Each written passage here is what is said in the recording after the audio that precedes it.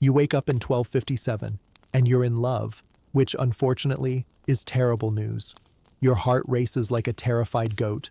Your stomach refuses breakfast, a hardened crust that tastes like brick and disappointment. Your hands shake. You can't sleep, can't focus, and your skin burns, though there's no fire. You, my friend, are sick.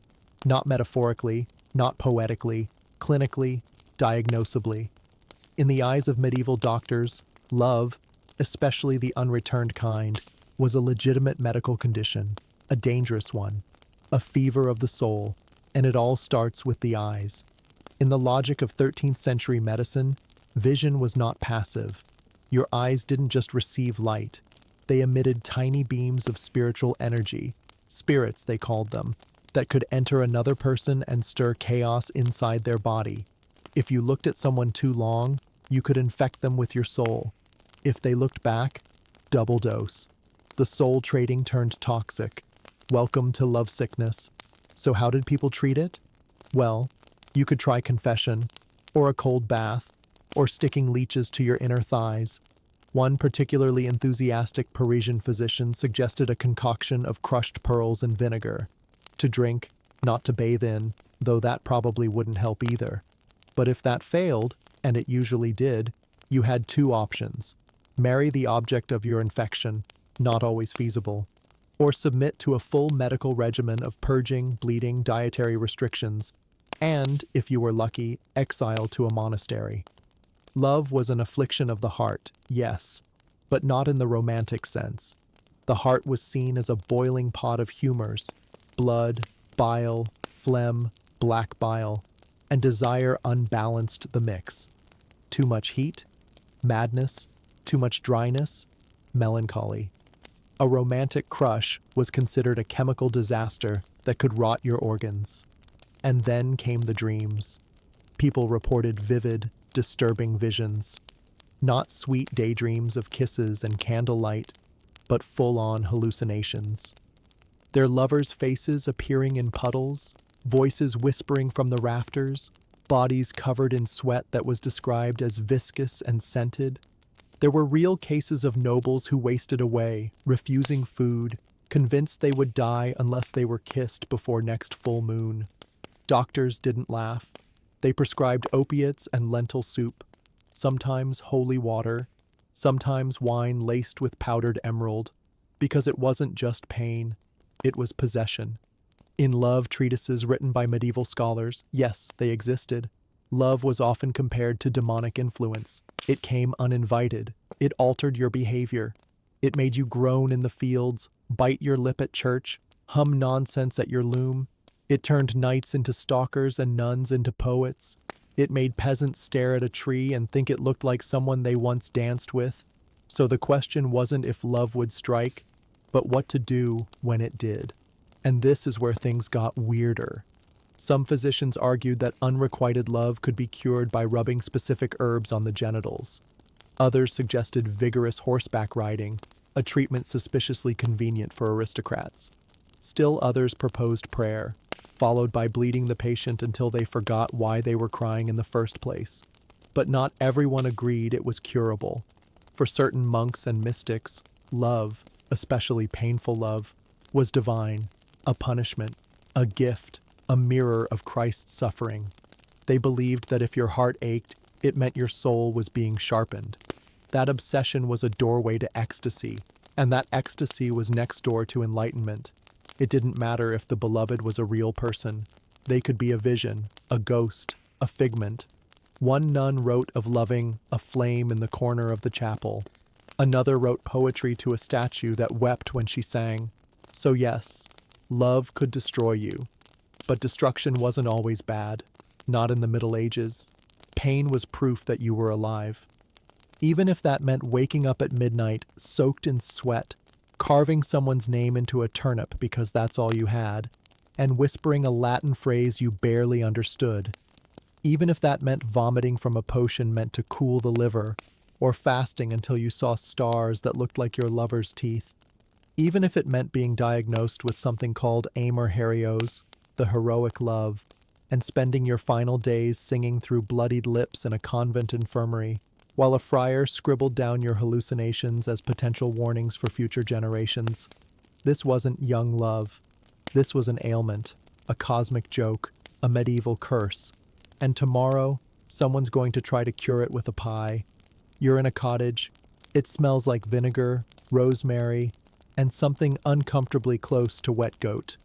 There's a pot boiling over a small fire, and inside it, wine, basil, grated apple, and a fingernail.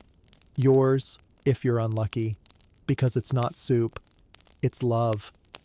In the Middle Ages, love wasn't just a feeling, it was a project, a desperation, a survival strategy. And for those without access to poets, priests, or physicians, especially peasant women, love had to be made. And love was made in the kitchen. Picture this: a woman bent over a wooden table, her hands calloused from grinding herbs, her apron stained with something not entirely explainable. She isn't a witch, not officially. She's a neighbor, a midwife, a cousin who knows things. But she also knows that if a man eats sage soaked in his lover's urine, he may begin to dream of her face. If he drinks mead with dog rose and mint, he may feel restless until he returns to her. And if she bakes bread kneaded with a specific prayer whispered under her breath, well, who's to say what might happen? These were the love scientists of their time. Illiterate? Yes, but not ignorant. Recipes traveled not through books, but through mouths. Grandmothers taught daughters. Daughters taught friends. Some recipes were spoken only once, then forbidden to be repeated. Others were passed in song, disguised as lullabies or harvest chants. And the ingredients? Utterly unhinged. Sweat scraped from under the arms, hair from combs, fingernails, spittle, tears. One infamous recipe from the 14th century called for a woman to catch her own menstrual blood in cloth, dry it in the sun, grind it into powder, and mix it into wine.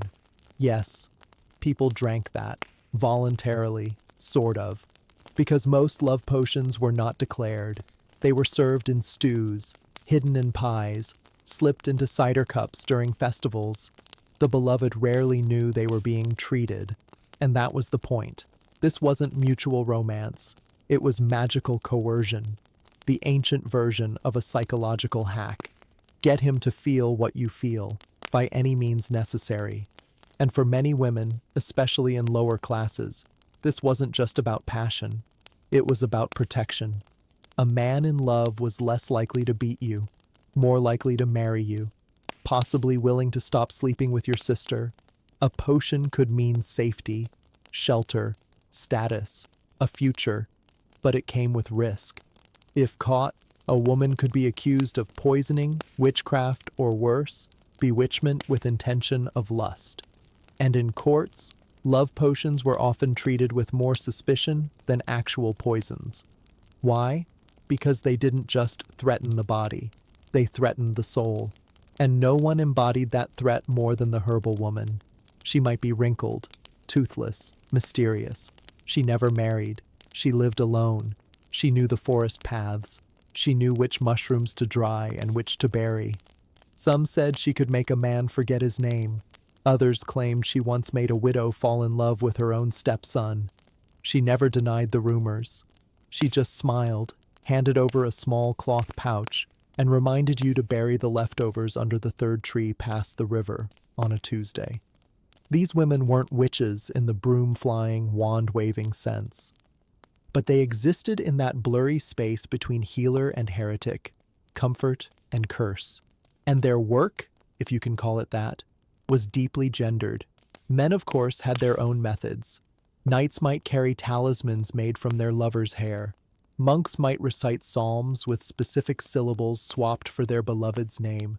Alchemists sometimes believed a tincture of honey and crushed emerald could inspire passion. But women? Women cooked. They simmered their longing into broth. They baked it into bread. They bottled it in glass and buried it in gardens, hoping the roots would carry the spell to the feet of their beloved. Because what else could they do? In a world where love was dangerous and desire was a diagnosis, and marriage was often arranged like livestock trades. The kitchen was rebellion, a bubbling pot, a muttered charm, a drop of blood, a prayer that didn't ask but demanded. And sometimes it worked, not because the ingredients were magical necessarily, but because the belief was, if the man suddenly smiled, if he paused, if he lingered a little longer at the door, it was proof. Proof that the world could still be bent, just slightly, by hands that no one saw. And even when it failed, when he turned away, or grew ill, or accused you of witchcraft, there was still the moment, the hope, the effort. Because to make a love potion was to admit something most people couldn't even say aloud. I want to be loved, desperately, madly, even if I have to invent it. And tomorrow, someone's going to try that, with blood in the bread. Bread seems harmless, soft, fragrant, the edible hug of the medieval world, until someone folds a secret into the dough and turns breakfast into witchcraft. In the 13th century, menstrual blood was considered far more than waste. Physicians swore it carried a woman's vital heat, the glowing ember of her soul. Swallow that ember, they said, and a man's heart would echo hers, the way a moonlit pond mirrors the moon. Thus, the oldest forced love recipe was born. Capture the first crimson flow in clean linen, dry the cloth where no eyes pry, scrape the rust-red flakes into flour, knead while whispering prayers none of the saints would approve, and bake before dawn so gossiping neighbors smell only honest wheat, not iron and treachery. Imagine Beatrice of Brno, 19 and lonely, married to Pavel the cooper who kisses his newly tarred barrels more tenderly than her freckled cheeks. Night after night he lingers at the tavern beside a barmaid whose laugh tastes of cinnamon and spilled ale. Beatrice weeps into her straw and lice pillow until her grandmother Ivona, bones like kindling, voice like gravel, presses a wrinkled palm against her cheek and murmurs, "Blood binds the wandering heart." The church calls menstruation unclean, almost demonic, but loneliness preaches louder than any priest. So, under crescent moonlight, Beatrice lowers a square of linen beneath her skirts, catching the first warm bloom of proof that her body still believes in cycles, even when her marriage no longer does. She hides the stained cloth in the rafters, letting it crisp into secret dust, while mice scurry past like tiny, judgmental monks. Before sunrise, she grinds those flakes into winter wheat. Her hands tremble as if holding lit coals, yet the movements are practiced, almost devotional. Outside, roosters argue with the sky and the village dogs bark at shadows. Inside, the kitchen is thick with wood smoke, sage, and a metallic tang that clings to the back of the throat. Every push of dough is a desperate plea. Let him see me. Let him remember the daisy field where he once promised forever. Let God please look away just this once. The loaf swells, cracks, and sighs inside the clay oven. When Beatrice pulls it out, its crust sings like an innocent choir boy who has no idea he'll be offered up for a different kind of communion. Pavel staggers home smelling of hops and cheap jokes. She slices the loaf, and steam curls upward like a blessing that knows it is lying. He chews once, twice, swallows. At first, nothing. Then his eyes soften, honeyed at the edges. He asks her to sit beside him, offers her the last piece, strokes her hair with a tenderness she feared was lost in the tavern's smoke. It worked, she thinks, pulse roaring loud enough to drown the church bells. Yet guilt puddles in her stomach, thick as the blood she baked. By noon, Pavel is crouched behind the workshop, vomiting ale froth and crust into the dirt, cursing invisible demons. Beatrice hides in the pantry, praying that his next wretch will not disgorge her secret. In medieval Europe, women were condemned for opposite sins, failing to please their husbands and using sorcery to please their husbands. Love was a courtroom where every verdict seemed pre-engraved in flames. Sermons branded menstruation as Eve's sigh, a monthly reminder of original sin. Monks recopied treatises claiming a woman's flow could wither crops, rust iron, sour wine, kill bees. Yet those same monks, quills barely dry, copied herbals hinting that a droplet of that same blood could solder a fickle heart. Hypocrisy baked into doctrine like raisins hidden in rye. Court records preserve the danger. In 1346, Rouen, a miller's wife, was burned after slipping red bread into communion wafers. In 1391, Verona, an illicit couple, was flogged when a crimson loaf surfaced as evidence. In 1423, York, a widow, walked free only because jurors believed her bloody bread sought lawful remarriage, not diabolical seduction. Call it the loneliness defense, parchment thin, but sometimes enough to spare a life. Modern biochemistry arrives 6 centuries late and shrugs. No compound in menstrual blood forces attraction. The potion's power came from belief and dread. I fed you my essence, now you must feel me, the act declares, and dread obeys. A single forbidden gesture can haunt an entire marriage. Pavel recovers by sunset, woozy but alive, promising fewer nights at the tavern. Beatrice smiles through relief and unease, never sure whether affection returned of its own accord or crawled back, shackled to a crimson leash. That night, she kneels on the packed earth floor, begging forgiveness from saints whose painted faces blur through tears. Outside, Grandma Ivona coughs into the darkness, a sound like tired wings beating against a locked door, and the wind lifting through the rafters carries the scent of baked wheat and something faintly metallic, as if the house itself is bleeding. Fast forward to us, doom-scrolling under LED moons. We share filtered selfies, overshare confessions, curate playlists that say, "Listen to my blood." No clay ovens required, only Wi-Fi. Perhaps the method has changed. The hunger has not. Somewhere else in 1257, another woman steeps mandrake in red wine, while a novice grinds splinters from a church pew to flavor ale because holy wood, they claim, sparks holy desire. Tomorrow a priest will taste sin disguised as sacrament, and the ache of longing will march on, red-tinted and unrepentant. The church bell starts before dawn, tolling like a stern parent knocking on a teenager's door, and you jolt awake on a straw mattress that smells of damp parchment. Your brother Thomas, 23, freshly tonsured, skin still itching where the barber's blade carved a bald circle of obedience into your scalp. You've memorized every syllable of matins, every note of the Gregorian scale, yet your mind is not on God this morning. It's on the baker's daughter, Cecily, whose laugh scattered swallows from the cloister roof yesterday. You saw her for 3 heartbeats, just long enough to feel your vows buckle like soft wax near a candle. Desire among clergy is supposed to be a rumor, a heresy people tell at alehouses to make monks blush. In reality, it's as common as dust on a pew.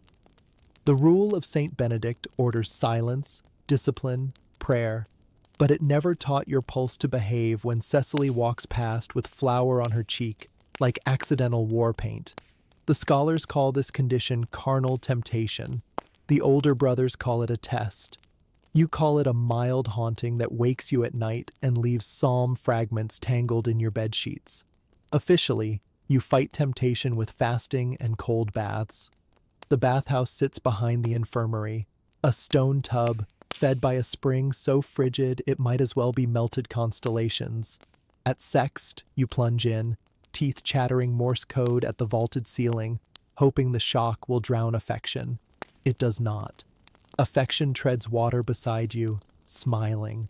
So you climb out, blue-lipped, wrap yourself in a threadbare robe, and shuffle back to scriptorium duty, where you illuminate capital letters that glow like tiny stained glass windows. While your quill drips vermilion ink, your imagination drips worse. Cecily kneeling to blow on a coal, hair escaping her kerchief, eyes reflecting ember light. Every curve of the illuminated letter S becomes the curve of her shoulder. In confession, you muffle the truth. You claim unfocused thoughts, flickers of vanity. Father Prior nods, hands you a penance of extra psalms. But he knows. He was once Brother Prior, who was once brother no one special, who once stared too long at someone hanging laundry. He prescribes what worked on him: repetition. Recite Psalm 51 until the words scald the tongue. Create in me a clean heart, O God, as if holiness could be tattooed by echo. Night falls.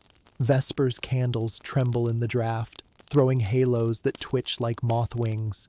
You sing side by side with Brother Matthew, a baritone whose breath smells of onions and humility.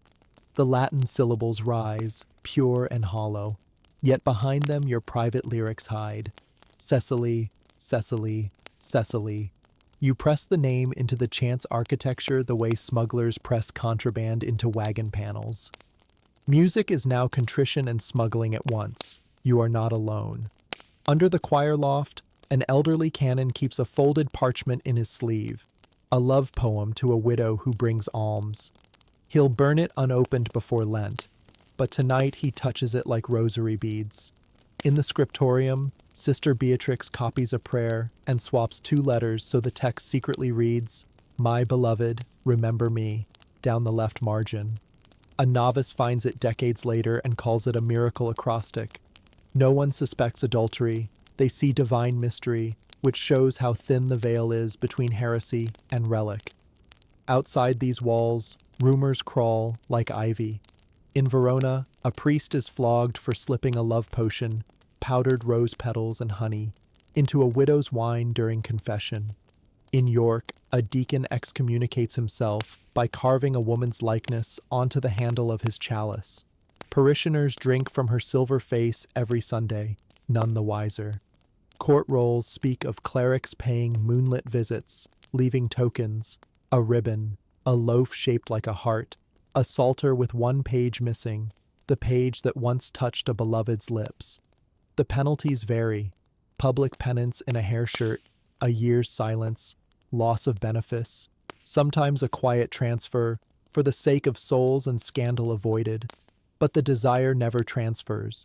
It simply rides along in the new pack. You tell yourself this is temporary. Then winter arrives, trapping kitchen smells beneath the cloister arches. Yeast, rosemary, a faint dusting of cinnamon. Cecily's laugh made edible. Snow scabs the monastery roof. Geese honk overhead like disgruntled angels. In the dormitory, brothers snore under coarse blankets, but you lie awake rehearsing an impossible conversation. I have vowed poverty, chastity, obedience, but I would trade my cloak, my tonsure, my Latin for 1 afternoon in your father's bakery. At lauds, you break. After the final amen, you duck into the library, tear a scrap from a spoiled manuscript, and write a desperate line. May the God who makes bread rise also lift my unworthy heart to yours. The quill splutters, ink blots like bruises. You tuck the note inside a basket of surplus loaves destined for the village. It will reach her hands or a pig's trough. Either way, the confession escapes you. The wait is a fever. Days stretch like taffy warmed over a candle. Finally, Brother Jerome returns from deliveries with an extra loaf, round and shy, a ribbon tied around its waist. Hidden beneath the crust is a single dried violet and 4 words in shaky script: I pray for you. You read them until the ink ghosts behind your eyelids. She didn't break your vow. She invited you to keep it. Differently. Pray not against desire, but through it, like singing through cracked glass and hearing the music warp into something truer. You sneak to the chapel at midnight. Candles gutter. The painted saints seem to lean closer, eavesdropping. You kneel, place the violet on the altar, and begin Psalm 42. As the deer longs for flowing streams, so longs my soul for thee, O God. You realize the psalmist understood this ache 1,000 years before Cecily's birth. The deer in the verse is you. The stream is everything forbidden save love itself. In the hush, you finally see the shape of your struggle. It isn't a fork in the road, holy on the left, profane on the right, but a rope braid. 2 strands twisting, inseparable, longing for God, longing for another mortal body warm as bread.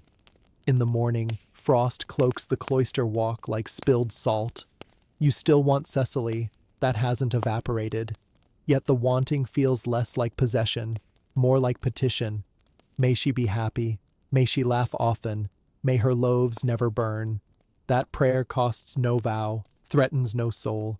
It even makes the bell's first peal sound almost gentle. You rise, straighten your robe, and head for choir practice, palms smelling faintly of flour and ink. Beneath your breath you whisper her name once. An exhale, not a theft, and it drifts upward with the incense, invisible, unburdened, holy enough to live in the rafters where swallows will soon return. The fair arrives at dawn like a wandering fever. Canvas tents bloom along the city ditch, bright as bruises against the gray stone walls. Merchants shout in 6 languages, goats bleat, lutes thrash through half-remembered love songs, and somewhere past the spice stall, a smell slithers above them all. Sweet, musky, faintly metallic. Follow that scent, and you'll find Maestro Rolando, itinerant apothecary, physician by papal license, forged, and devoted salesman to every heartache within 30 miles. His wagon creaks with glass vials, dried roots, handfuls of unidentified teeth. On its side, he has painted a promise in red. Love or your money back. No necromancy involved, probably. You step closer. Rolando raises a tiny flask up to the morning sun. Inside, something pale and root-shaped floats like a drowned baby. Mandragora officinarum, he whispers, reverent, as if naming a saint. Mandrake, shrub of lore, plant that screams when uprooted. Pliny claimed its fruit could spark desire. The Talmud warned it could invite demons to your table. Rolando, equal opportunity mythologist, claims it does both, which doubles the price. He drops a splinter of root onto your palm. At first, it smells of earth. Then your nostrils flare. Honey, wet iron, rotting apple. Your tongue tingles, though you haven't tasted a thing. He tells you the instructions. Shave a sliver of mandrake into wine. Add a whisper of your beloved's baptismal name. Drink at moonrise. Wait for the heart to melt, like tallow on a torch. Side effects? A little dizziness, perhaps a prophetic dream, certainly an urge to sing. What he does not mention is the tropane alkaloids, the invisible daggers that will carve reality into ribbons, making furniture breathe and shadows sprout eyes. A girl steps up next. Hair like burnt straw, eyes rimmed with insomnia. She wants her husband to remember what kindness felt like before war hollowed him. Rolando suggests Atropa belladonna, nightshade, deadly as royal gossip, yet once dripped by Venetian courtesans into their eyes for that glossy, dilated look of permanent awe. 2 berries in broth, he instructs. No more, unless you prefer widowhood. The girl pays with a silver clasp and leaves, clutching the vial as though inside it waits her lost wedding day. By noon, the wagon is lighter. Lovers clutch packets tied with red string. Widowers buy forgetting as eagerly as spinsters buy hope. No one asks for ingredients. Few can read, fewer want to. They only hear the verbs Rolando recites: ignite, ensnare, bind, and imagine the story bending their way. Yet a potion story rarely obeys. Tonight, in a stone house by the river, a cloth merchant named Alda will pour Rolando's mandrake tonic for her secret lover, a scribe called Thomas. He drinks, laughs at the bitterness, kisses her, then blinks because her face is shape-shifting into the Virgin's, and the ceiling is dripping Latin letters that splash like fish. He claws at invisible vines, knocks over the lamp, sets the bed straw aflame. Neighbors burst into smoke and scripture fragments swirling like moths. Tomas will live, eventually, but the city court will call it attempted murder, disguised as enchantment. Alda will insist she only wanted devotion, not delirium. The judge, a man with 14 documented migraines, will sentence her to 100 lashes and exile beyond the river, far enough that her screams echo only as rumors. Rolando, of course, has left before dawn, wagon rattling toward the next hunger. In his ledger, he will mark the city with a red X, profit good, authorities humorless. He is neither villain nor savior. He is a mirror held to craving. The Middle Ages consider love a fever of the blood, and every fever begs a draught. Where physicians prescribe bleeding and cold baths, Rolando prescribes hallucination. The results, he argues, are at least interesting. But not all side effects are fire and madness. Some are worship. In the same city lives Brother Hugo, an elderly canon who swallowed belladonna tea to kill a cough and spent 48 hours writing hymns so luminous that pilgrims still sing them a century later. He never remembered composing them. He only recalled an angel with black eyes whispering the melody against his lips. Was that poison?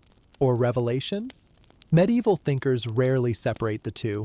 Hildegard of Bingen saw celestial mandalas after migraines. Richard Rolla felt literal flames in his chest while chanting psalms.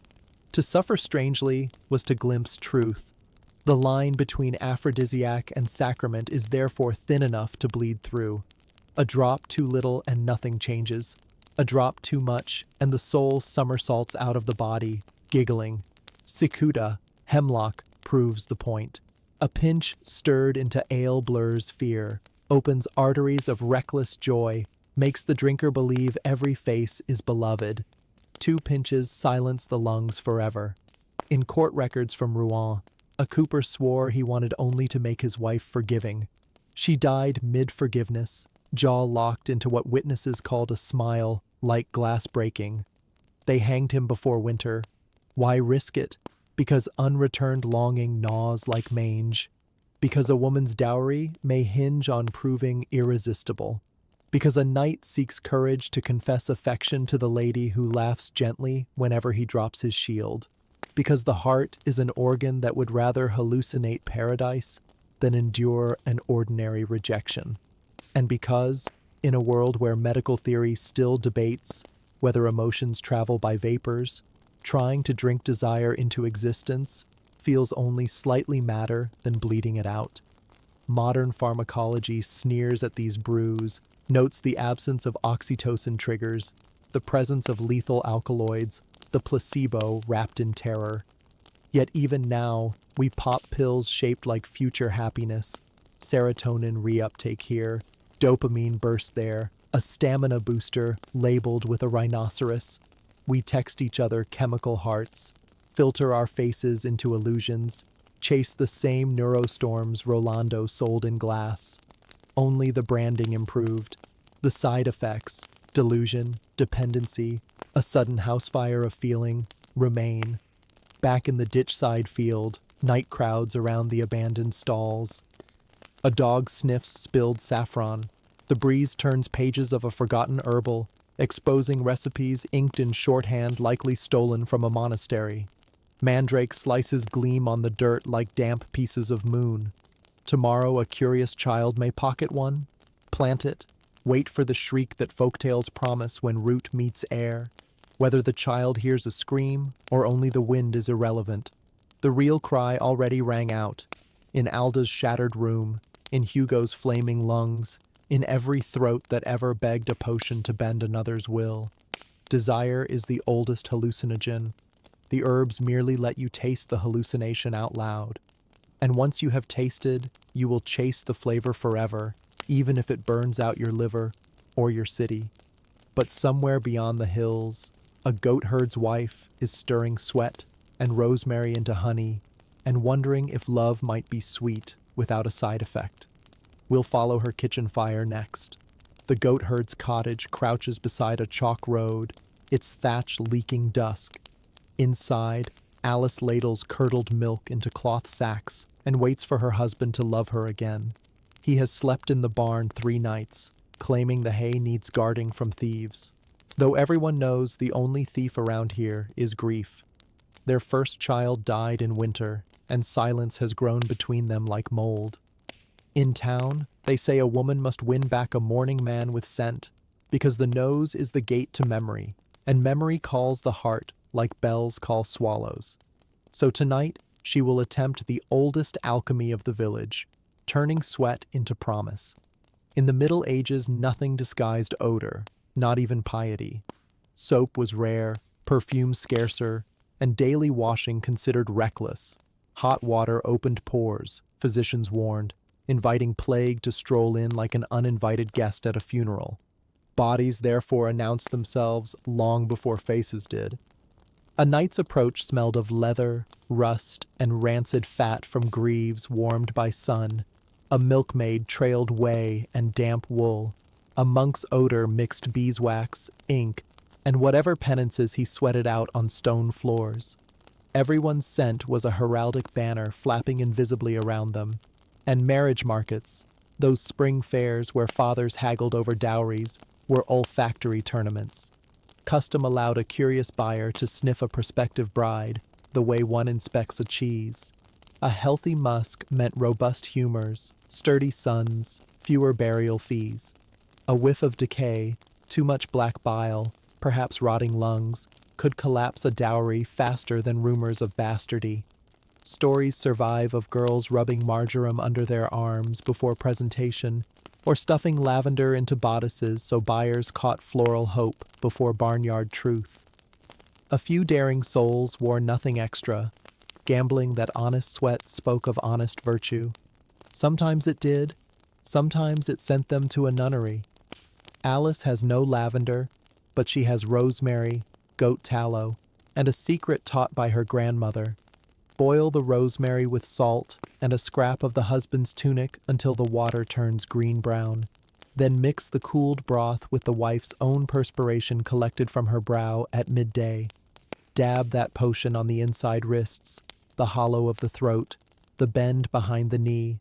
The mingled odors, his wool and her salt, will remind him of the first harvest they threshed together, when sweat dripped from them both into the same grain pile, and love fermented in the heat.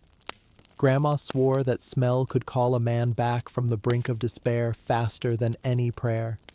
Alice presses her forearm to the hearthstones until beads of sweat bloom, catches them on linen, stirs them into the cooled broth. The result smells like resin smoked over heartbreak. She anoints herself, heart hammering so loud she fears the goats outside will answer. Then she waits. Her husband, Ewan, enters after moonrise, shoulders sagging under a silence heavier than his milk pails. He means to pass straight to the barn again, but the cottage air stops him. He sniffs once, twice, confounded. The scent is faint, like a forgotten song heard under water. He remembers, though he cannot name it, their wedding feast. Both of them dancing in shirts soaked clear through, grain dust clinging, laughter ringing. He closes the door. Alice neither speaks nor moves, afraid words might scatter the fragile spell. He sits by the hearth. They listen to goats shuffling straw, to embers collapsing into ash, to their own breaths adjusting to each other's rhythm. When he finally rests his head on her shoulder, tears wetting the rosemary-scented cloth, Alice knows the potion has worked, or perhaps grief at last has thawed. But here, in the darkness, difference feels irrelevant. Not every olfactory gamble ends sweetly. Chronicles record a lord of Anjou who rubbed musk-soaked civet on his beard to entice a widow worth 3 manors.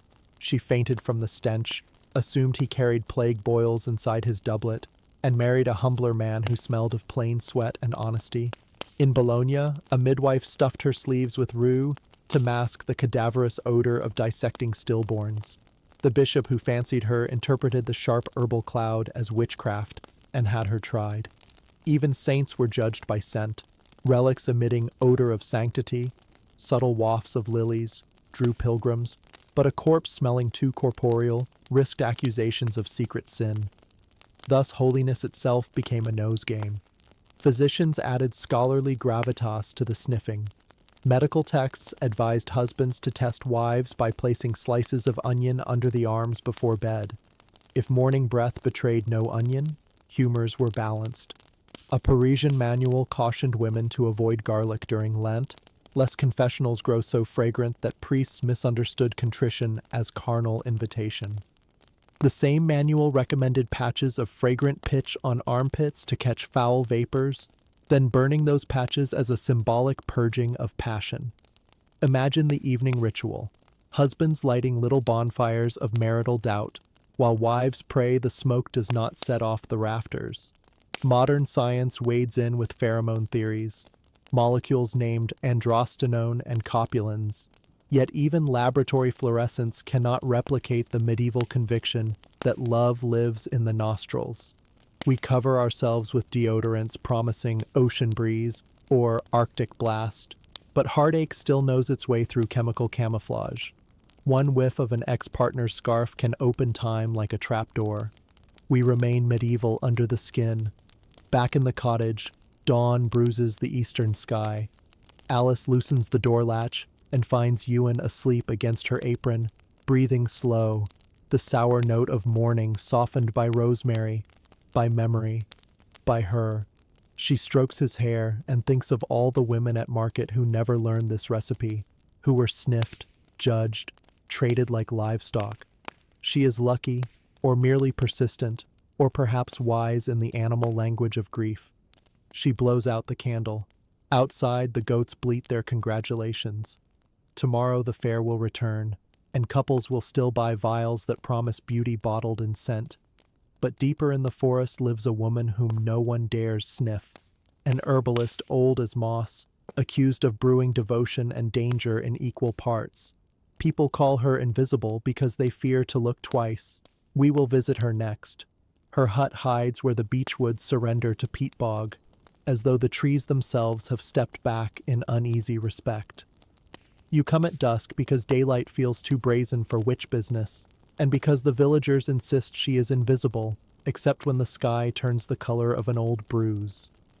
They say her real name is lost, burned out of parish rolls after her mother's trial, so children call her Hagshade, and adults call her nothing at all, pretending they have never followed the deer track to this clearing with secrets throbbing under their tongues. The door creaks open before you knock. A woman stands in the gap, neither young nor ancient, her posture straight as a spear haft, hair plaited tight against winter. Candlelight kneads her cheekbones and glints off a knife she holds only to slice juniper berries into a clay pan. You realize, with a jolt of disappointment, that she looks exactly human. No warts, no glowing eyes, just a face accustomed to wind and silence. You expected a monster. You've walked into someone's kitchen. The smell inside is medicinal and mournful. Dried yarrow, old smoke, damp wool. Bottles line the rafters like suspended rain. Each holds a different weather: storm-colored poppy syrup, sunny marigold oil, twilight-thick henbane tincture. Bundles of herbs dangle overhead, their shadows twitching like drowned bats when the fire pops. She gestures toward a stool. "Sit, if the fear allows," she says, voice soft but threaded with barbed wire. Fear does allow. Your knees fold. You tell her why you've come, though you choke on the words. You want him back, the blacksmith who laughed at your jokes before grief bent him into iron. The woman listens without blinking, as though engraving each syllable onto bone. When you finish, she lifts a small wooden box, sets it between you, and opens the lid. Inside, 2 long silver needles gleam beside a plait of someone's hair. Not hair, you notice. Fine as smoke, translucent as glass. Spider silk? No. Moon-bleached horse mane? She offers neither explanation nor reassurance, only instruction. Weave 3 strands of your own hair into the plait while reciting the ironworker's baptismal name, then pin the braid inside his pillow with the needles. It will remind his marrow of yours. If it works, he will wake wanting the scent of your skin, the way bell metal wants the striker. If it fails, he will suffer nightmares of a world without warmth and beg forgiveness at dawn. Either outcome returns him to you, she finishes, closing the lid on the metallic gleam. You ask the cost. She says, "A story you have never told. Payment in confession. How medieval." You dredge up the memory of your mother's deathbed wish, the one you never honored, and speak it aloud for the first time. The woman nods, takes the story like a coin, pockets it somewhere behind her stillness. The trade is sealed. As you rise to leave, you notice shelves lined not only with potions, but with gifts, tokens left by those she has helped. A spoon carved from ivy root, a brooch missing half its stones. a child's drawing of a woman with wings made of leaves. Gratitude that can't be spoken in church is hoarded here like contraband blessings. You step into the cold with the box pressed to your ribs. A barn owl passes overhead, silent as breath. The village lights flicker far off, promising safety, but you already understand you will return to this clearing again, no matter how many sermons thunder against it. Your story is one of hundreds orbiting Hagshade like moths around banked fire. Some end in marriage beds, suddenly warm again. Others in tribunals where love letters are read aloud as evidence of diabolism. The chronicles rarely record her name, only the outcomes, and always with a tremor. A baker's wife in Wren bore twins after 11 barren years, then whispered she'd drunk a cordial, pale as moon milk. An alderman's daughter in Ghent married beneath her station, and swore she smelled bog myrtle in her bridal wreath the night before her father relented. Yet when famine grips the county, or plague carts rattle too loudly, the same mouths that praised Hagshade spit accusations. She becomes a convenient ghost onto which the frightened can staple every bad harvest, every stillborn foal. The priest, Father Alaric, leads the charge. From the pulpit, he paints her with sulfur and echo. She devours baptismal names, braids sins into rope, teaches lust to roost in honest hearts. Parishioners cross themselves so hard their knuckles creak, but many slip away after Compline, candles hidden in cloak folds, feet pointed toward the woods. Fear of hell is loud, fear of loneliness, louder. The priest knows it. That is why he preaches harder, voice cracking, until he half believes Hagshade's existence proves the devil rides the tree line. So the day comes when a fever takes the blacksmith's second son, and every remedy fails, and whispers twist the wind. The boy's spirit is held captive in that hut among the bog myrtle. A magistrate signs the warrant. 10 men stomp through mud with torches sputtering like angry geese. They find Hagshade feeding licorice root to a coughing dog. The arrest is quick, almost polite. Rope, chain, the clack of cuffs. She does not curse, spit, or plead. She only asks them to water her drying herbs before they wilt. They laugh as if she's made a joke. Trial fills the chapel with smoke from tallow candles and breath that smells of anxiety. Witnesses parade tales, a love spell that curdled milk, another that made a husband too kind to manage his servants. Each anecdote is half confession, half gossip. Father Alaric quotes Exodus, Leviticus, then thunders about Jezebel until saliva gleams on his chin. Hagshade listens, wrists bruised, calm as a saint in a fresco. When asked to answer, she says simply, "I give what is asked, no more." The phrase has no hooks for theology. It hangs in the air like fog, impossible to grasp. Guilt is foregone. The sentence, burning at the crossroads at next full moon. That night rain hammers roof tiles, but inside the tavern they are already retelling the verdict, like a bedtime story, each pint adding sparks to the pyre. Meanwhile, in kitchens and garrets, women sob over unfinished remedies. Men stare at pillows stitched with secret hair. Lovers clutch files that suddenly feel heavy as gravestones. The village realizes too late that you cannot unwish a miracle once you've tasted it. Execution morning, villagers gather early, cheeks pink from cold wine disguised as courage. The pyre stands knee-high, built of hop poles and thorn brush, so the smoke will sting. Hagshade is led out in a plain shift, hair unbound at last. Wind whips it into a halo of dark fire. She scans the crowd, not with hatred, merely with recognition, as if counting how many once sat on her stool. You step forward without thinking, clutching the braid box under your cloak. Perhaps you mean to shout mercy, or confess the priest's own sister visited the hut last year, or thrust yourself into the fire too. But the guards shove you back. Flames roar up, hungry for scandal. She closes her eyes, exhales, and for a heartbeat the clearing smells not of pitch, but of rosemary, juniper, and something bright, like a memory of laughter. Then smoke gulps the scent, and timber cracks, and the crowd gasps as though surprise were possible. Afterward, ash drifts over the village like unseasonable snow. Couples wake from uneasy dreams to find pillow braids turned brittle, potions soured in corked bottles, phials that once held moon milk now empty except for a thin film of something that smells like grief. But somewhere across the river, a midwife kneels in torchlight, grinding rue and honey for a woman in labor. She whispers Hagshade's last recipe, the one that eases blood loss. Secrets travel faster than fire. Invisible does not mean erased. It never has, and it never will.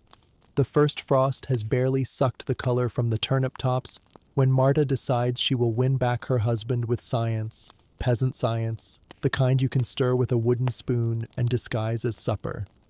She wakes before the roosters, feels the cold floor bite her soles, and tells the spider in the rafters, "I'm done waiting for miracles." The spider, busy embalming a moth, offers no opinion. Her husband, Joshko, was not always a stranger. Last spring he carved her name on the yoke beam, kissed the splinter from her thumb, laughed so hard at her mugwort jokes that ale came out his nose. Then the tax man arrived, carted Joshko off to dig ditches for the Lord's new fish pond, and 6 months later he returned, shoulders wider, eyes narrower, pockets empty, voice full of gravel. He sleeps facing the wall, mutters numbers that never add up, and flinches when Marta touches his back. Love has become a locked barn, and the key, everyone says, lies somewhere in the herb garden. So Marta ties up her skirts, marches through hoarfrost, and harvests pennyroyal. The villagers call it poeo, mosquito banisher, womb shaker, mint that smells like iron on the tongue. Grandma claimed it could coax stubborn babies or stubborn men to move. Marta plucks 3 fistfuls, browning leaves and all, then raids the henhouse for honeycombs, sticky with cold amber. She needs one more item: horse teeth. She sneaks into the byre, pries 2 molars from the skull of a mare dead 5 winters, thanks the ghost for her service, pockets the rattling trophies, and tiptoes back to the hearth before dawn leaks pink through the shutters. The recipe comes from a rumor wrapped in lullabies. Heat red wine in a clay pot. As it trembles, add chopped pennyroyal, a spoon of honey for sweetness, and the horse teeth to carry the strength of beasts. Simmer until the brew smells like church incense and stable muck at the same time. Whisper the beloved's name thrice each time the bubbles break. Joshko, Joshko, Joshko, so the steam will carry his soul back into his body. Remove the teeth, grind them to powder, return the dust to the pot, and let the mixture thicken until it clings to the spoon like a promise you cannot unsay. Marta works quickly, lungs stinging from the menthol sting of pennyroyal vapors. She feels heroic, manic, a little wicked. History will not remember her, but maybe Joshko will, and that is almost the same. By the time the village bell tolls prime, the potion has cooled to a syrup the color of dried blood. She ladles a cupful into Yoshko's porridge, stirs until the oats blush, and waits. At first, nothing happens. He eats in silence, the scar on his forearm twitching with each spoonful. Then his pupils widen. He exhales through his nose like a horse scenting clover. He looks at Marta, truly looks, for the first time in weeks, and says, "You've done something to your hair." She hasn't, but she smiles so wide her gums ache. He spills compliments as if the levy on words has been lifted. Her laugh, her cooking, the way she hums while sweeping. By sext, he is hauling firewood with the energy of 3 men, singing tavern ballads in a key that makes the geese complain. Success, she thinks, success steeped in mint and regret. But pennyroyal does more than wake the heart. It rattles the gut. By vespers, Joshko burps vinegar, sweats rivers, and begins to seize. Tiny shudders at first, then full-bodied quakes that knock pans from hooks. Marta's courage dissolves. She drags him to the common well where the wise woman, Dorothea, dispenses cures for goats and gambles. Dorothea sniffs his breath, nods at the herbal reek, and announces to the gathering crowd that a devil has entered through Yoshko's stomach and must be drowned out with buttermilk and prayer. She orders buckets fetched, recites Latin that might be recipes or might be curses, and forces Joanna the baker to churn on the spot because the freshness of the buttermilk is crucial when exorcising culinary demons. Word of demonic poisoning spreads faster than lice. Soon half the hamlet is at the well clutching garlic wreaths. Joshko, retching green froth, claws at unseen wolves. A child faints. A dog bites the bell ringer's ankle. Dorothea loses control of the crowd. Someone lights a torch for clarity. In the panic, the torch tips. A thatch eave catches, and sparks scatter into the sky like regret made visible. Within minutes, 3 roofs glow red. The villagers form a bucket line, shouting blame across the flames. Some say Joshko is cursed because Marta meddled with women's herbs. Others claim the Lord's new fish pond angered the river saints. The truth flaps between them like a torn banner. Marta stands in the smoke, dress smeared with buttermilk, watching her kitchen miracle unravel the village. She wants to confess, to scream, to vomit up every leaf of pennyroyal, but the air is a furnace, and the crowd already swinging towards scapegoat logic. She remembers Hagshade's pyre only 2 moons past, and tastes ash in her mouth. So she does what any sensible witch in training would do. She prays for rain. Not to God, he seems busy, but to the nameless power that lets pennyroyal sprout through frost and memories sprout through grief. Either the prayer works, or weather follows its own script, because clouds roll over the burning roofs and crack open like burst wineskins. Steam roars, fire hisses, villagers cheer, curse, and cough in the same breath. Joshko collapses, soaked and shivering, potion purged. Marta kneels, cradles his head, and whispers apologies into his rain-slick hair. He blinks up at her, confused but alive, and murmurs, "I dreamed I was drowning in mint."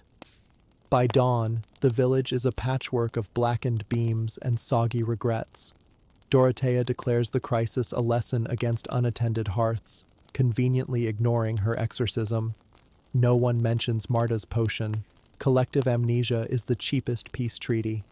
Joshko, weak as a colt, lets Marta walk him home. He does not face the wall that night.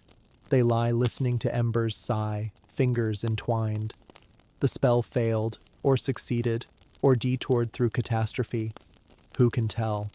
Love, like pennyroyal, is potent in small doses and lethal in ambition.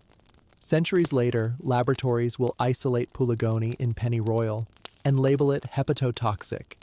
Historians will file Marta among unrecorded casualties of folk chemistry. But in the archive of human folly, her story glows. Proof that grief flavors even the most innocent cupboard, that kitchens can birth storms, and that desire, once uncorked, will search the world for a place to burn or bloom. Tomorrow, magistrates will sift charred timbers, sniff for witchcraft, and call witnesses to court. The line between love and crime narrows to a single wilted herb. The courthouse of Lübeck smells of damp parchment and boiled mutton, but today a sweeter odor hovers, rosewater badly hiding anxiety. It clings to Dorothea Crumb, Miller's widow, 30-odd years old, wrists bound in wool cords because iron shackles would seem cruel for a mere domestic indiscretion. A clerk announces the charge in a voice that cracks like old timber: sorcerous manipulation of marital affection by means of injurious concoctions. The gallery murmurs. Everyone prefers the simpler rumor. She tried to bottle love and spilled murder instead. Dorothea stands barefoot on rushes meant to soak courtroom spit, her skirt hem whispering with every tremor in her knees. 2 weeks ago, she served goose stew to Heinrich, the cooper she hoped to marry now that morning black had faded from her wardrobe. By the 7th spoonful, he declared her the sun, moon, and all anvil rings between, then collapsed into the bowl, froth blooming at his lips like misfired meringue. He recovered, but the town physician, eager for notoriety, proclaimed traces of henbane on his breath and summoned law. Henbane is the herb that blurs edges. Too little gives pleasant floating. Too much makes the soul forget which door the body uses. Somewhere between, a cooper might hallucinate celestial carpentry and pledge eternal devotion. 3 magistrates preside, robes the color of unripe plums. The eldest strokes his beard as if twisting rope. Their law books list poisons, but love potions occupy a twilight margin. Not quite homicide, certainly not hospitality. Witchcraft statutes apply where theology fears ambiguity, and so Dorothea must prove she acted from pure affection, not diabolic ambition, a distinction thinner than altar wine. Witnesses parade. First the cooper himself, face still gray from lingering vertigo, swears under oath that he tasted nothing amiss, except a fleeting vision of angels hammering barrels in paradise. The courtroom laughs until the presiding magistrate bangs his walnut gavel, startling dust from the rafters. Next, a neighbor testifies seeing Dorothea gather herbs by moonlight beside the leper ditch. She omits that she too once begged Dorothea for a seed-sprouting charm when late frost threatened her garden. Selective memory is the court's favorite seasoning. Then enters Brother Anselm, local Franciscan and self-appointed demonologist. With a bundle of parchments he waves like exorcism bells. He quotes Augustine, "He who meddles with potions sins twice, first by distrusting God, second by compelling his creatures against their will." He cites Apuleius, Albertus Magnus, Hildegard, names clattering like iron pots. None mention henbane goose stew, but scholarship is elastic when pulled by fear. Anselm finishes with a flourish. Love potions warp the sacrament of free consent. Therefore they wound not only flesh, but the mystical body of Christendom. To the magistrates, that sounds like treason, marinated in lust. Dorothea's defense is a murmured narrative. Long winter evenings alone, the cooper's shy visits, his retreat each time the alehouse summoned bolder companions. She heard from an old midwife that a pinch of henbane, no larger than a tear, stirred into meat might help a timid tongue confess affection. She crushed the leaf, stewed it, prayed over it. She forgot to measure her pinch. "I wanted yes," she says, voice cracking, "not death." The gallery exchanges looks. Many recognize that wish lurking in their own kitchens. The scribe scratches her words into the ledger, each quill stroke a potential noose knot. The law allows mercy if intent lacks malice, yet demands punishment if sorcery is conceded. That leaves a bruised middle, fines, pillory, exile, shaving of the head. Public morality likes visible souvenirs. The magistrates recess to deliberate while the gallery hums like a hive poked with a branding iron. During the lull, gossip rushes in from other cities like draft under a door. In Rouen last year, a vintner's apprentice was flogged for mixing mandrake oil into communion wine to make a girl love him. 21 lashes, exile to the pest house. In Bologna, a nun convinced her confessor to taste saffron tea laced with Spanish fly. He survived but resigned, and she now prays behind double grates. In York, records note a crimson loaf trial eerily like Beatrice's. The widow escaped with a fine because the jury pitied loneliness more than they feared sorcery. Every precedent warns, the line between romance and felony is drawn by whim, ink, and yesterday's weather. The magistrates return, faces solemn as candle stubs at matins. Judgment. Dorothea is guilty of administering a harmful substance without lethal intent. Sentence: 3 days in the pillory, payment of court costs, and, sting in the tail, banishment from Lübeck's markets for a year. She will sell no flour, buy no cloth, barter no eggs. In a mercantile city that is social amputation, poverty often finishes what justice begins. The gallery exhales relief, it is not fire. Dorothea bows, tears streaking herb-stained cheeks, and thanks the bench, for mercy or for ending suspense, even she cannot tell. Outside, drizzle needles the square. The carpenter assembles the pillory with perfunctory thuds. He could do it blind after plague seasons. Dorothea's neck settles into oak, wrists follow, crowd closes. Some jeer, others slip her crumbled bread. The cooper appears, hat in hand, shame casing his shoulders.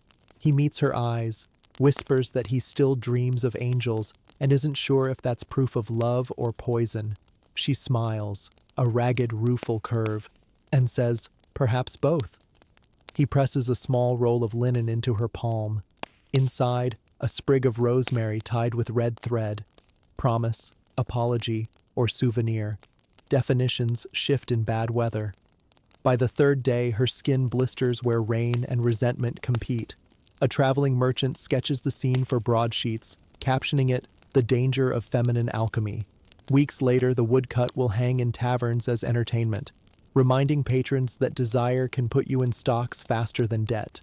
Yet quietly, inside kitchens from Lübeck to Krakow, recipes adapt, henbane replaced with cumin, for warming courage, doses halved, prayers revised. Love, like water, finds fissures even in stone law.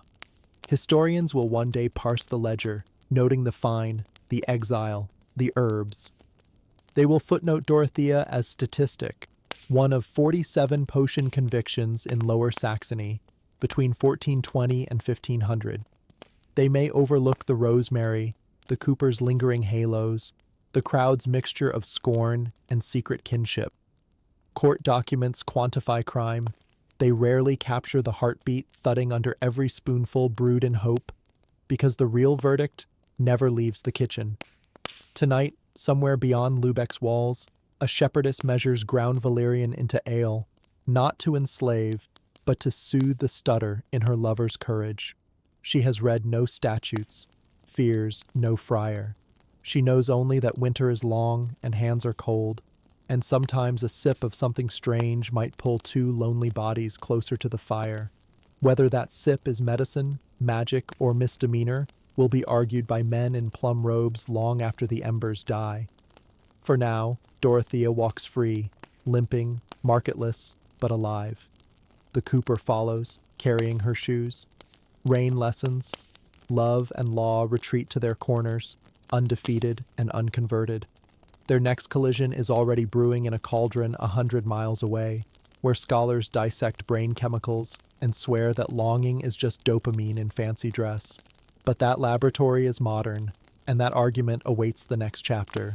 They meet in a white room that hums like distant bees, fluorescent lights, polished steel, electrodes coiled politely on a tray. It is 2025, but the questions are as old as Beatrice's crimson loaf. Dr. Helena Marquez, neurochemist, adjusts her glasses, looks at the graduate students gathered around the MRI console, and snaps the century in half. For the next 45 minutes, I want you to forget the word love. We're hunting neurotransmitters wearing medieval costumes. Their volunteer, Leon, 26, heart newly pulverized by a breakup, slides into the humming tunnel. A technician injects him with a microdose of oxytocin, the same hormone our brains unload when we cradle infants or smell bread warm from the oven. On a separate day, Leon will sniff a vial containing diluted androstenone, a pig sweat pheromone once dabbed behind aristocratic ears, to spark courtship at masquerade balls. Each stimulus is medieval in spirit if not in provenance. Bottled bodily essence, a promise that chemistry can redirect the compass of desire. On the monitor, a false color storm ignites. Neurons along Leon's ventral tegmental area flare neon, the brain's pleasure furnace stoked. Helena points. That's dopamine in full chorus. Identical pattern to early-stage romantic obsession. She clicks another slide. A reproduction of a 1485 marginalia sketch showing a monk ladling potion into a nun's goblet. If Brother Petrus could have seen this heat map, he'd have bragged, "I told you so." She is not glorifying the potioneers. She is de-romanticizing them. Medieval healers guessed that certain roots and bodily fluids could hijack longing. Modern scanners prove the guess was, uncomfortably, close. Mandrake's tropane alkaloids jam muscarinic receptors, drowning the brain in confused euphoria. Belladonna dilates pupils and tricks the limbic system into reading the world as seductive. Pennyroyal's pulegone rips holes in the liver, but also spikes adrenaline, turning attraction feral. Even menstrual bread, absurd as it sounds, delivered iron, estrogen metabolites, a pinch of placebo, and, most crucial, narrative power. The brain devours story as greedily as it devours sugar. Belief alone can make synapses crackle. Helena plays archival audio, a 14th century love lament translated from Occitan, the singer weeping that his beloved lives beneath my ribs like heated wine. The room listens. A graduate student mutters, sounds like elevated norepinephrine. Everyone laughs, but that rewrite is exactly Helena's point. The Middle Ages called it enchantment. Neurology calls it a catecholamine cascade. Different hymn, same organ. Yet knowledge doesn't grant immunity. One postdoc admits she still keeps her ex's sweatshirt because the smell, sweat, detergent, trace of campfire launches her nucleus accumbens into carnival mode. Oxytocin, vasopressin, and memory collude. A hoodie becomes reliquary. So, Helena asks, how far have we really come from rosemary and sweat potions? Silence spreads like ink in water. She scrolls to case studies. Case A. The Tinder dose. 2023 lab test where volunteers took low-grade MDMA before speed dating. 90% reported instant connection. 6 weeks later, only 4 pairs remained, their serotonin reserves having toddled back to baseline. Case B. Cupid's Capsule. A gray market supplement blending fenugreek, yohimbine, and maca root, marketed with mock medieval fonts. ER intake notes show arrhythmias, panic attacks, 2 marriages, 1 annulment. Case C. The Altruist Hack. Intranasal oxytocin used in corporate retreats to increase team bonding. Employees described family-like trust, then burnout when dosing stopped. HR departments quietly shelved the program. Helena shuts the projector. Add a dash of Latin prayer, and any of these could pass for 15th century witchcraft. The lesson is not moralism, it's humility. Biochemistry can choreograph attachment, but it cannot guarantee choreography lasts once the music stops. Potions blur consent because the high wears the mask of choice. That was true when Dorothea stewed henbane. It's true when pharmaceuticals rebrand yearning as enhanced socio-affective response. She wheels out a cart holding 2 beakers. One contains clear distilled water, the other red wine dosed with micrograms of scopolamine, Mandrake's whispery cousin. She invites the students to sniff, none dare sip. Imagine, she says, you're a farmer's daughter in 1320. Someone you love can't see you. A traveling apothecary offers this, she tilts the wine, and swears devotion will blossom. You know the risk, but winter is long, choices are slim, and loneliness howls louder than theology. A student named Priya, eyes wide behind protective goggles, murmurs, I'd probably pour it. She sounds ashamed. Helena softens. So would most of us. The past is a cracked mirror. Stare long enough and you recognize your own fingerprints on the glass. They bring Leon out of the scanner. He reports a tingling warmth, a surge of nostalgic tenderness for his ex, flashing images of her laugh looping like vine. The chemicals will fade by evening, leaving a hangover of disorientation, maybe tears.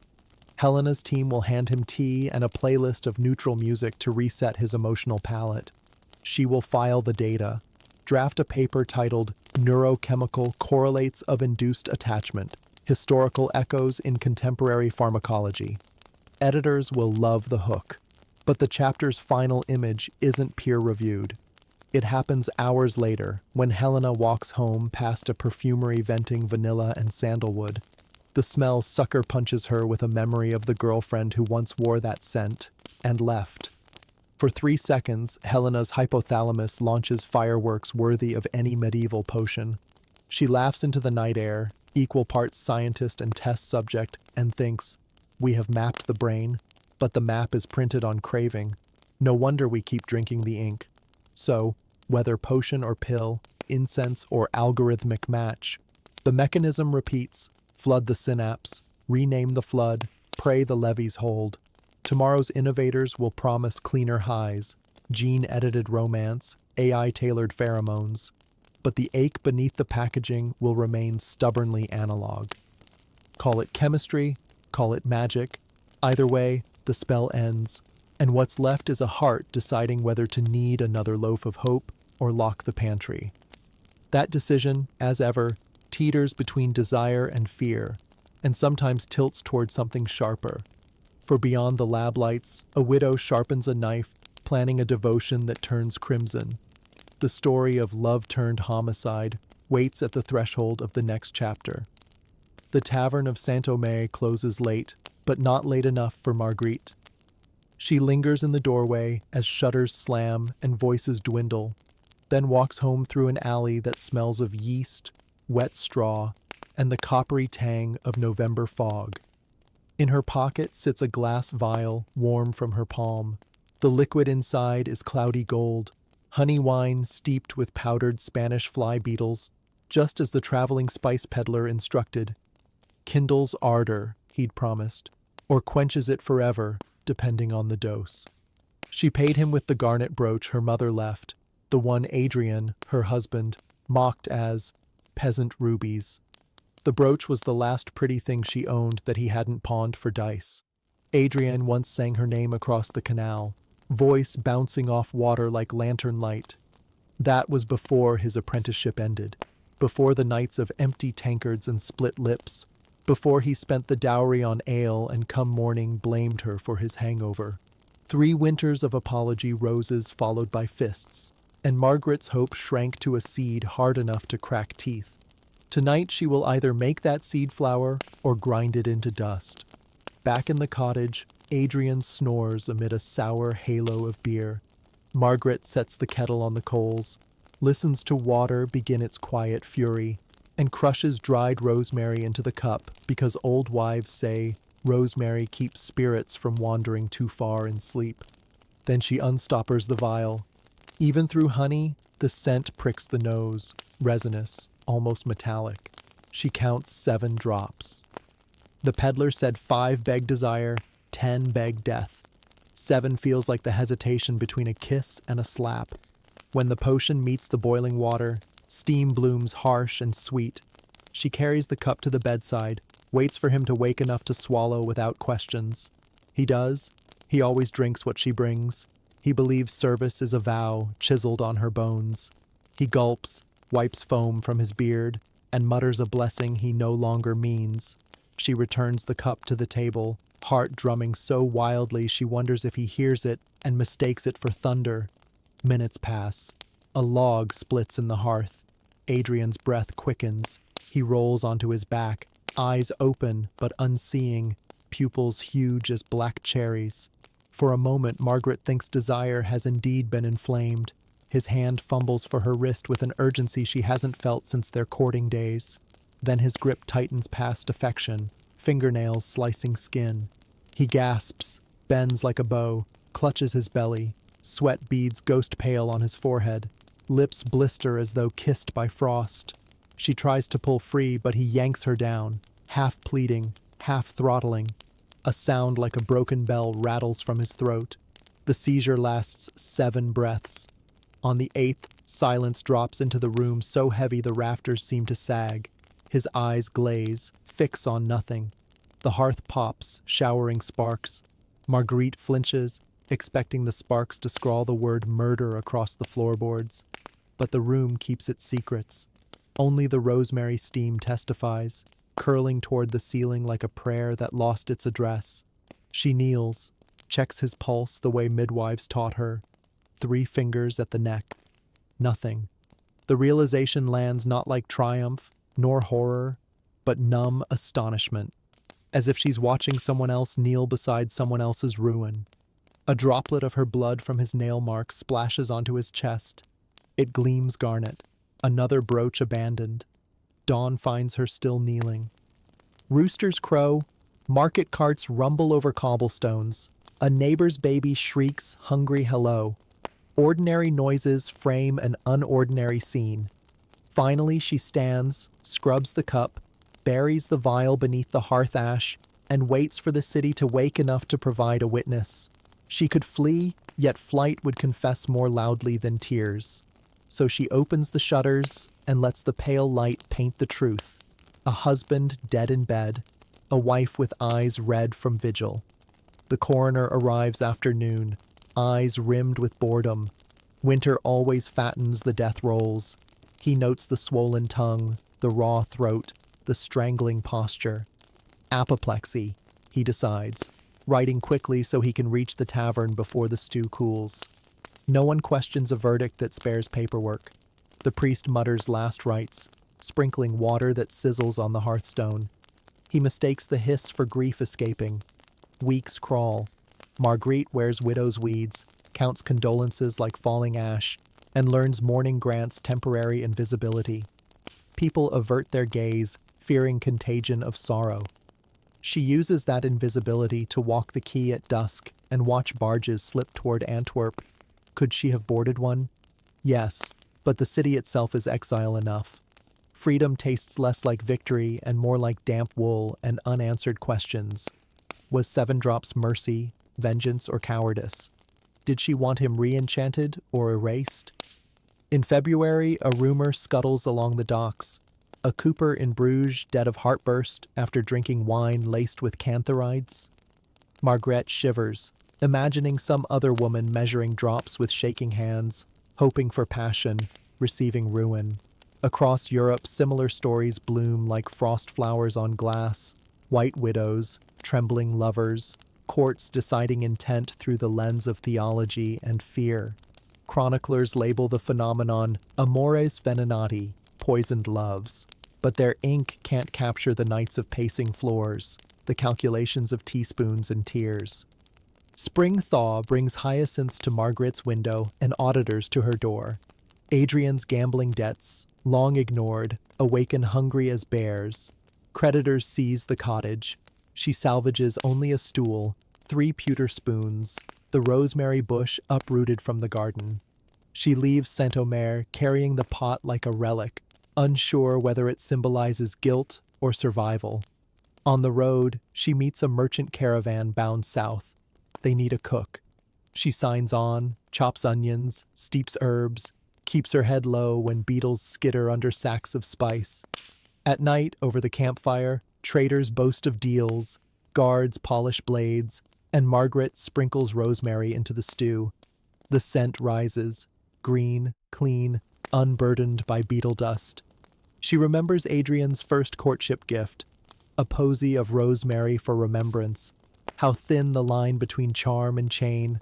She stirs, tastes, adds a pinch more salt. The pot bubbles innocently, promising only warmth and quiet sleep. She will never brew desire again, but every breath carries the lesson that love distilled can turn to venom, and the hand that pours cannot predict which way the liquid will lean, toward embrace or elegy. Tomorrow the caravan will pass a wayside shrine where pilgrims thank a saint for protection against untrue potions. Margaret will leave her garnetless brooch there, a confession by proxy. Then she will keep walking, spoon in hand, stirring whatever hunger the world places before her, hoping that from now on the only fever she kindles is the kind that cools when the bowl is empty. Morning light slants through your curtains like a history lesson you didn't ask for. You lie in 2025 sheets, phone buzzing with overnight messages, and think, absurdly, about Beatrice's blood bread, Dorothea's henbane goose, Margaret's beetle wine. You swipe open a dating app, an algorithmic bazaar where profiles promise laughter, adventure, good vibes only. A thumb-sized heart waits beneath every stranger's face.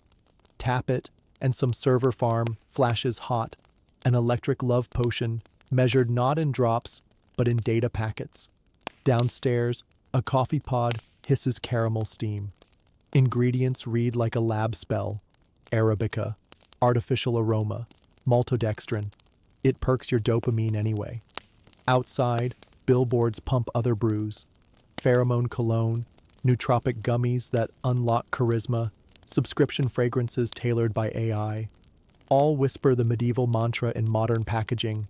Swallow this, spray that, and the heart you want will orbit yours. At work, you pass a vending machine labeled Mood Bar. Rows of cans promise focus, flirt, floodlight confidence. Each formula lists L-theanine, Panax ginseng, microdosed psilocybin, new herbs for an old hope. You remember Dr. Helena's heat map lecture? neurotransmitters wearing medieval costumes. You buy flirt purely to taste the century, raspberry ginger fizzes on your tongue, placebo and phenethylamine running hand in hand across the synapses. 10 minutes later, a co-worker's joke seems 20% funnier. Is it the drink, or you're wanting the drink to work? Beatrice would shrug. Belief was half her recipe. Lunch break? Doom scroll? An influencer swears by oxytocin-boosting chest rubs. A biotech startup advertises gene-edited pheromones brewed in tobacco plants. A think piece warns of coercive neurofragrances in nightclubs. Commenters argue ethics, cite autonomy, share gifs of cartoon potions. The feed feels like a medieval marketplace with better fonts. Mandragora swapped for microchip, but the hunger identical. Bend another's will gently enough that they call it attraction. Memory gate crashes. Marguerite, kneeling by the hearth. 7 deadly drops, swirling gold. You picture the line she walked, between salvaging herself and damning him, and realize every modern vial carries the same invisible border. The label may say self-improvement, but the subtext reads compliance.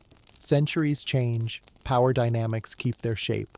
After work, a first date awaits. Someone you matched with 2 nights ago while insomnia nibbled the edges of your thoughts. You consider spritzing pheromone perfume? Decide against. Instead, you shower, letting hot water drum your scalp like absolution, and whisper a private vow. No sorcery tonight, chemical or algorithmic. Just 2 mammals talking. It feels radical, a refusal older than the plague. The bar is low-lit, candles flickering behind glass like tame fireflies. Across the table, your date, Ari, smiles, taps nervous fingers on a sweating glass. Conversation ambles, childhood pets, worst travel disasters, favorite underrated smell, fresh rain on subway tracks, Ari says. Old book glue, you offer. No pulses race yet, but comfort builds, scaffolding, not lightning. You notice how candlelight softens the lines beside Ari's eyes. Ari notices you flinch at the shriek of an espresso machine. Ordinary observations, unsponsored by chemistry. Mid-story, Ari pauses, inhales.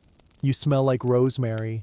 You laugh, morbid reflex, thinking of Marta's kitchen inferno. You gesture to the bar's herb-stuffed centerpiece. It's the bouquet, not me. Ari plucks a sprig, twirls it, says they love how scent rewinds time. Their grandmother's garden was a rosemary thicket. One whiff and childhood tumbles back. Sudden intimacy unfurls, unmanufactured. The night drifts toward last call. No thunderbolt, yet curiosity glows steady. An oil lamp, not a grenade. You walk outside together, cold air needles skin awake. City lights haloed by drizzle mimic the glow of lanterns on a medieval quay. History overlaps like vellum on LED. You imagine Dorothea emerging from pillory stalks, Marguerite boarding a spice caravan, Hagshade's herbs smoldering beneath ash, each woman asking, what remains when the potion's smoke blows clear? Maybe it's this. 2 strangers testing if conversation alone can coax the heart to lean closer. Maybe it's the sober realization that feelings brewed slowly resist the hangovers of manipulation. You and Ari exchange numbers, an act as small as a blood flake folded into dough, yet voluntary. Consent, the ingredient missing from most old recipes, the one modern alchemists still misplace. Later, curled in bed, phone pinging a goodnight text, you think of all the powders scattered across centuries. Some birthed weddings, some funerals, most a messy tangle of both. The dust has settled but not disappeared. It clings to language, superstition, marketing copy. It reminds you that love's raw ache is neither cured by technology nor doomed by history. It just keeps inventing costumes. You close your eyes, grateful for central heating, antibiotics, and the fact nobody will bleed you with leeches if tomorrow's feelings sting. Yet a shard of medieval gratitude cuts through. Hot water, soft mattress. No need to grind horse teeth before sunrise. Outside, sirens wail, modern wolves. But inside, The darkness smells faintly of rosemary from Ari's twirling sprig tucked into your coat pocket. You drift towards sleep, pondering its lineage. Kitchen remedy, courtroom evidence, graveyard offering, bar-top icebreaker, all the lives a single herb can live when humans keep insisting desire must travel from one body to another. If morning brings second thoughts, at least they'll be your own, unpickled by beetles or subroutines. And if longing visits, because longing always visits, you'll greet it like an old, complicated friend. Pour it a mug of unenchanted coffee and listen. No fever to purge, no potion to swallow, just the quiet experiment of patience. Maybe that is what truly remains of love once the powders settle. The courage to let another heart choose freely, and the humility to accept whatever answer it whispers in the candle smoke of an ordinary night.